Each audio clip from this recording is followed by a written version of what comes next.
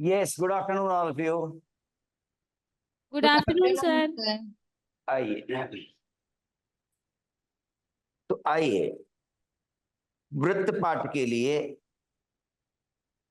जो आधार है वो केवल टेंजेंट ली गई, ठीक है, बाकी नहीं। 10th वाला अभी जो पाठ है वो 9th क्लास की तरह से नहीं है, उसमें विश्लेषण और थ्योरम्स अधिक थे। ये वाला पाठ 10th चैप्टर केवल एक थ्योरम पर आधारित रहेगा, ठीक है। 10th चैप्टर है और वो सर्कल ही कहा गया। पहले कभी किताब में इस पाठ का नाम टेंजेंट टू अ सर्कल के नाम से भी था, ठीक है। वृत्त की स्पर्शज्ञा को लेकर बात की गई है, वृत्त की स्पर्शज्ञा को लेकर बात की गई, टेंजेंट।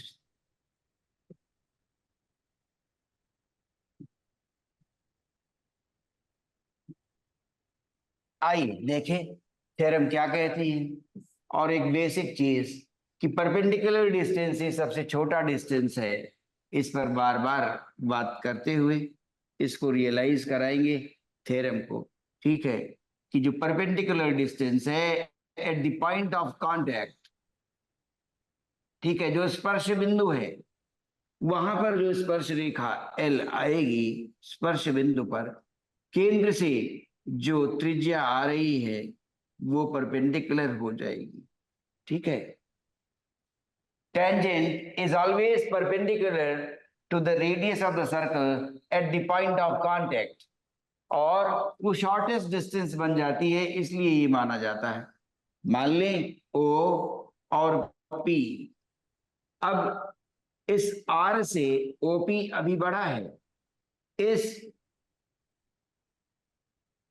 को ले ओपी डैश को, तो अभी भी रेडियस से बड़ा है, तो अभी फिर ये शॉर्टेस्ट डिस्टेंस नहीं है। और फिर से अभी और आगे बढ़े तो पता चला क्यू अगर हम कह रहे हैं तो वो क्यू भी हम क्या पा रहे हैं, OP is greater than are.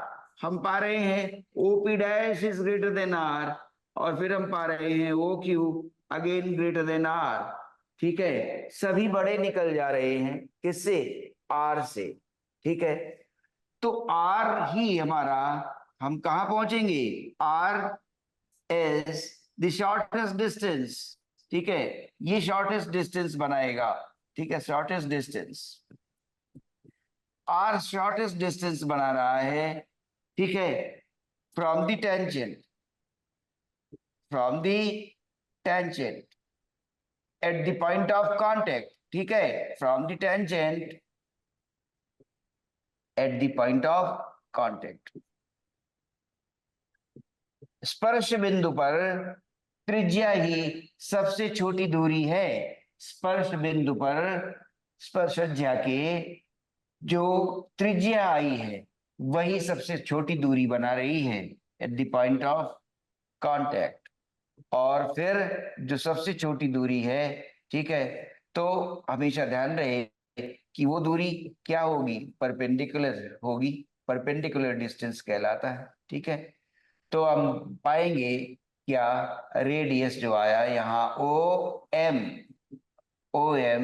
Is perpendicular to tangent L, ठीक है, एट एम, ठीक है, ये देखना है, ठीक। ये यहीं पर छोटा सा विवरण था, पीछे की कक्षाओं से भी जोड़ा जा सकता है बहुत आसानी से। अब थ्योरम पर लौट आइए, ध्यान से देखिए।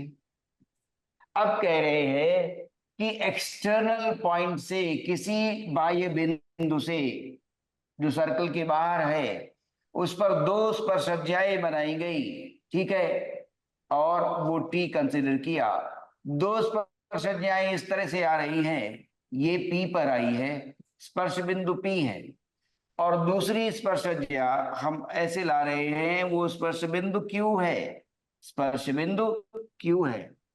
अब क्या हुआ, थ्योरम ये कहेगी tangents from an external point of a circle, ठीक है, एक्सटर्नल पॉइंट से, ठीक है, एक्सटर्नल पॉइंट से जो टेंजेंट बनेगी सर्कल के लिए वो बराबर होंगी, ठीक है। Tangents drawn from the external point T, यहां पर tangents from an external point बाह्य बिंदु है ये T, external point, tangents from an external point, ठीक है, टू अ सर्कल, ठीक है, tangents from external point to a circle are always equal, हमेशा ये इक्वल होंगी। कैसे दिखाना है? तो हमारे पास गिवन में जो बात आ रही है वो क्या आएगी?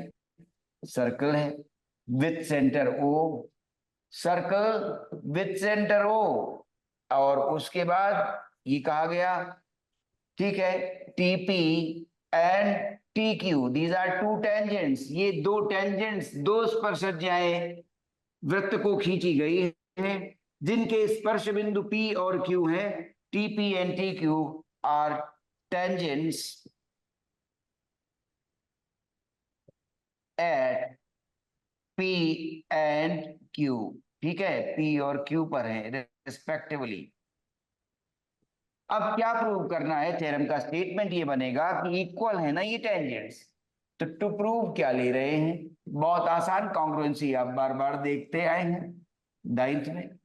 To prove TP is same as TQ, ठीक है, TP और TQ बराबर होंगे, ठीक है। यही थ्योरम कह रही है कि एक्सटर्नल पॉइंट किसी बाह्य बिंदु से यदि वृत्त पर दो स्पर्शज्याएं बनाएंगे तो उनकी लंबाई बराबर होगी, TP will be equal to TQ। बड़ा सरल सा हल है 9th क्लास के बेसिस पर, कॉन्ग्रुएंसी के आधार पर। देखिए जरा, हमने ये ज्वाइन कर दिया O और ये Q, और ये OT भी ज्वाइन कर दी, ठीक है, क्लियर। अब आसानी से देखें क्या बन रहा है। ये दोनों ही OP और OQ आप ट्राइंगल्स कंसिडर कर रहे हैं, प्रूफ लिखना चाहते हैं। देखो जरा क्या ऐसा हो पाएगा कि ये TP और TQ बराबर निकलेंगे? और इसी थ्योरम को लेकर पाठ जो 10 है उस पर प्रश्नावली बनी है, इसी एक थ्योरम को लेकर, तो पाठ सरल बन जाता है, एक प्रश्नावली लिए, ठीक है। प्रूफ ट्रायंगल यहां पर हम लिख तो सकते हैं, ठीक है, कि टेंजेंट और रेडियस आपस में स्पर्श बिंदु पर eight the point of contact perpendicular होंगी, तो प्रूफ आ गया। अब लिखते क्या है, पहले यही कर ले, triangle OPT and triangle OQT, ये आ गया, दो ट्रायंगल ले रहे हैं। अब इनमें हम क्या देख पाते हैं? OP is equal to OQ, क्यों? रेडियस है, एक ही सर्कल की त्रिज्याएं हैं ये, इसलिए OP और OQ बराबर हो गए, ठीक है। अब प्रश्न उठता है कि ये 90 डिग्री जो हमने आपको यहां पर बताया, क्या tangent and radius are always perpendicular at the point of contact, स्पर्श बिंदु पर स्पर्शज्या और त्रिज्या, त्रिज्या और स्पर्शज्या स्पर्श बिंदु पर समकोण बनाती है, 90 डिग्री बनाती है। तो उसकी जरूरत हमें यहां पड़ गई क्या, कि ये त्रिज्या टेंजेंट टीपी पर पॉइंट ऑफ कांटेक्ट पी को लेकर 90 डिग्री का कोण बनाएगी इस थ्योरम के अनुसार, और रेडियस OQ टेंजेंट TQ पर स्पर्श बिंदु Q के लिए समकोण बना देगी, ठीक है। तो समकोण बन रहा है तो हम कह सकते हैं एंगल 1 और angle 2, angle 1 is angle 2 is equal to 90 degree. तो अब देखा जाए कि किस कॉन्ग्रुएंसी रूल से, सर्वांग समता के किस नियम से हम इन दोनों ट्राइंगल्स को कॉन्ग्रुएंट कहने वाले हैं, ये देखा जाए, ठीक। अब ये कॉमन बन रही है साइड, क्या देखें, ये देखा जाए, ये रेडियस कंसिडर की, वो इक्वल थी एक 90 डिग्री, और ये अलग से इक्वल कहना है, ठीक है। तब फिर हम कैसे कहें कि अब इक्वल देख सकते हैं, ठीक है, ये और ये तो इक्वल है, रेडियस थे, 90 डिग्री बन गया, टीपी और टीक्यू को बराबर कहना है। अब कैसे कहे कि कॉन्ग्रुएंट बनेगी? कोई विचार आया? OT दोनों में कॉमन है, बन रहा है, OT दोनों में कॉमन है ना कॉमन, ठीक है। और वो हाइपोटेन्यूज की जगह सर्व कर रही है। हाइपोटेन्यूज एंड साइड बात बन गई। OT ध्यान से देखो, TP बेस बनाएगा, OP परपेंडिकुलर बना रही है, TQ बेस बनाएगा और फिर से OQ परपेंडिकुलर बना रही है, ठीक है। तो क्या हुआ, दोनों राइट ट्रायंगल मिले हमें, OPT और OQT राइट ट्रायंगल्स मिले, ठीक है। साथ ही साथ हो सकता है हम किसी अन्य नियम की ओर आगे बढ़ जाते, लेकिन राइट ट्रायंगल मिल रहा है तो ध्यान इधर जाता है कि राइट हाइपोटेन्यूज एंड साइड की ओर बढ़ेंगे। तो पता ये चला हाइपोटेन्यूज OT दोनों में कॉमन है। और ध्यान से देखिए कि ये OT हाइपोटेन्यूज सर्व कर रही है, क्यों, ये देखो यहां परपेंडिकुलर और ये बेस, ये परपेंडिकुलर और ये बेस, तो ये hypotenuse common to both the triangles, ठीक है। दोनों ही ट्रायंगल्स के लिए ये कॉमन हो गई, OT और OT। तो हमने देखा कि 90 डिग्री भी सर्व हुआ, हाइपोटेन्यूज भी सर्व हुई, हाइपोटेन्यूज भी मिली और एक साइड रेडियस जो है वो भी मिली। तो hypotenuse right angle and side, hypotenuse right angle and side, क्या हुआ, therefore these two triangles are congruent. कैसे, by RHS rule, right angle hypotenuse and side, hypotenuse OT, right angle 1 and 2 and side, OP and OQ and side, ठीक है, congruent हो गए। Therefore क्या लिखेंगे, by CPCT। अब जब ट्रायंगल्स कॉन्ग्रुएंट हो गए तो उनके संगत भाग बराबर होंगे। संगत भाग में हम वही भाग कंसिडर कर लिया करते हैं जो हमें जरूरत होता है। तो देयरफॉर बाई CPCT हम लोग आसानी से ये कह सकते हैं कि ये दो भुजाएं TP और TQ दोनों ही त्रिभुजों की बराबर आ गई। Therefore TP is equal to TQ। एक थ्योरम ये थी। अब जरूरत पड़ेगी तो कहेंगे ये एंगल भी बाइसेक्ट हो जा रहा है, अगर जरूरत पड़ी क्या, कि फिर ये एंगल भी तो बाइसेक्ट हो जाएगा और यहाँ पर ये देखेंगे तो ये बाइसेक्टर भी बन जाएगा, क्योंकि ये एंगल और ये एंगल बराबर होगा, ठीक है, क्योंकि ट्रायंगल कॉन्ग्रुएंट हो चुका है, ठीक है। तो CPCT क्या कहती है कि उनके संगत भाग बराबर होंगे, ठीक है, संगत भाग बराबर होंगे। तो अब जो साइड्स थी वो बराबर हमने कंसिडर कर ली, ठीक है, ये पहले से बराबर थी, ये कॉमन थी और ये बराबर होंगे, ये एंगल भी इक्वल होंगे, ये 90 डिग्री और ये 90 डिग्री, फिर यहाँ जो बचा और यहाँ जो बचा और यहाँ जो बचा, यहाँ जो बचा, ठीक है। तो जरूरत पड़ने पर जब आगे बात आएगी तब इन्हें भी बराबर देख लिया करेंगे।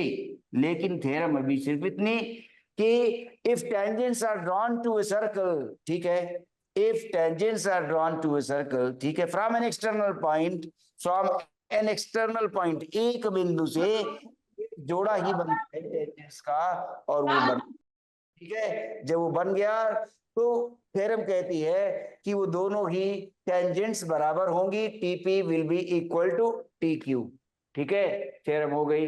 अब इसे आप लिख सकते हैं, ठीक है, क्लियर। अब उत्तर ये लिख लीजिए, थ्योरम क्या कह रही है। सर हो गया। हो गया, तो 10.2 का पहला, दूसरा, तीसरा जो थ्योरम दी गई उसको देखते हुए कोई सवाल देखिए और चुनिए, ठीक है, या कोई एग्जाम्पल या क्वेश्चन मैं अपनी ओर से शुरू करूं, आपकी जैसी इच्छा। सर आप बताइए। मैं बताऊं, ठीक है, चलिए आइए 10.2 का पहला सवाल है और उसे देखते हैं। एक बिंदु Q से एक वृत्त पर स्पर्श रेखा की लंबाई 24 है। एक बिंदु Q से, ठीक है, एक वृत्त पर स्पर्श रेखा की लंबाई 24 है तथा Q की केंद्र से दूरी 25 है, तो वृत्त की त्रिज्या ज्ञात कीजिए, ठीक है। देखें थ्योरम किस तरह से इस पर अप्लाई होगी, देखें एक बिंदु Q से एक वृत्त पर स्पर्श रेखा की लंबाई 24 है। ठीक है, एक बिंदु Q से वृत्त पर स्पर्श रेखा की लंबाई 24 है। QP कितनी है? 24 के बराबर, 24 सेंटीमीटर ऐसा कह लें। ठीक है, और Q की केंद्र से दूरी 25 है। Q की केंद्र से दूरी कितनी है? 25। अब देखें कि इस सवाल का उत्तर देने के लिए क्या हमें वृत्त में जो हमने दो थ्योरम देखी उनकी जरूरत है कि नहीं। ऐसा लग सकता है तेज विद्यार्थियों को, सर्कल क्यों बताया, हम ऐसे ही निकाल देते पाइथागोरस से। ठीक है, क्लियर, ऐसा सोच सकते हैं, लेकिन वो पाइथागोरस यहां कैसे लग पाई ये देखना पड़ेगा कि भाई राइट ट्रायंगल बने ना, तो केंद्र बिंदु से Q की दूरी 25 है। ठीक है, ये 25, और फिर आगे गए। अब वो कहते हैं कि त्रिज्या ज्ञात कीजिए, तो ओपी जब हम ज्वाइन कर देंगे तो त्रिज्या ही होगी। ठीक है, अब वृत्त में अभी हमने जो थ्योरम देखी वो क्या कहती है, क्या कि ये हमेशा त्रिज्या और स्पर्शज्या, tangent and radius always perpendicular at the point of contact. तो रेडियस और ये टेंजेंट QP, ठीक है, perpendicular at the point of contact P। तो जो अभी हमने थ्योरम जानी, जिसका संज्ञान हमें मिला, क्या कि टेंजेंट और रेडियस हर समय परपेंडिकुलर होंगे स्पर्श बिंदु पर, तो उसके सहारे ये OPQ राइट ट्रायंगल बना है। OPQ, ठीक है, with triangle OPQ with angle P is equal to 90 degree. ठीक है, क्यों? Tangent TP, tangent QP perpendicular to radius R। ये थ्योरम है ना, ये थ्योरम से आया। अब जब राइट ट्रायंगल बन गया और दो भुजाएं दी हुई हैं, रेडियस मांगी है, तो पाइथागोरस थ्योरम अब लगी। लेकिन पाइथागोरस थ्योरम क्यों लग पाई? अगर वृत्त के पाथ की ये थ्योरम हम संज्ञान में नहीं लेते, क्या कि रेडियस और स्पर्शज्या स्पर्श बिंदु पर समकोण बनाती हैं, तो हम पाइथागोरस नहीं लगा पाते। इस बात का विशेष ध्यान दें। ओके, नाउ अब क्या है, परपेंडिकुलर बनी, तो R स्क्वायर प्लस क्या QP square is equal to OQ square बनेगा। OQ स्क्वायर, ये हाइपोटेन्यूज यही सर्व कर रही, 90 यहां बना है, तो एक परपेंडिकुलर है और एक बेस है। अब हमें क्या चाहिए, R स्क्वायर चाहिए, वैल्यूज रख सकते हैं, प्लस QP, QP 24 है, 24 का स्क्वायर कितना हो गया, 576। OQ कितना है, 25, कितना हो गया स्क्वायर, 625। R स्क्वायर बराबर 625 माइनस 576, 16 में, ठीक है, यहाँ 6 में 5 जा रहा है, कितना, 625 में से 576 जाना है, 15 में 6 गया 9, 49 बच गया। ठीक है, R विल बी कितना आ गया, R स्क्वायर 49 है, तो R बराबर 7। तो ऐसे प्रश्न 1 नंबर के अंक के लिए, ठीक है, एग्जाम में इंपॉर्टेंट रहेंगे। जो 20 प्रश्न आते हैं उनमें से ऐसा एक प्रश्न इंपॉर्टेंट है। ठीक है, ध्यान रहे। ओके, चले, और फिर मिलते हैं, तब सिमिलरिटी के सवाल और सर्कल के सवाल भी लाइएगा। ठीक है, ओके, गुड लक, हरे कृष्णा।